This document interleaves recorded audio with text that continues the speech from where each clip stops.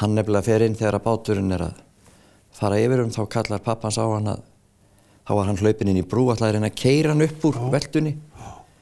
Kallar pappans á honum að koma sér út og þegar hann snýsi við og horfir út brúnna þá bara kemur skaflinn inn og hann skolast ofan í lúkar og þar hangir hann meðan allt að fyllast sko. Og meðan hann að berjast fyrir lífi sinni þarna niðri þá ég að reyna að ná honum Rúnari vinni mínum upp sko. Meðan ég að því þá kemur Bjössi upp. Og þá að því ég vissi að Rúnar var allt í lagi því hann hafði fundið svona lítinn brúsa sem hann setti hérna undir sig. Og gat haldið sér á floti? Gat haldið sér á floti og hann kólnaði ekki, veist. Þannig að það var það sem að bjargaði honum og síðan fer ég bara í það að ná Bjössa.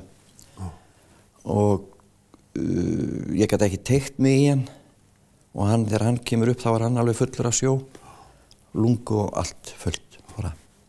Þannig að þetta var svona sekúndu spursmál.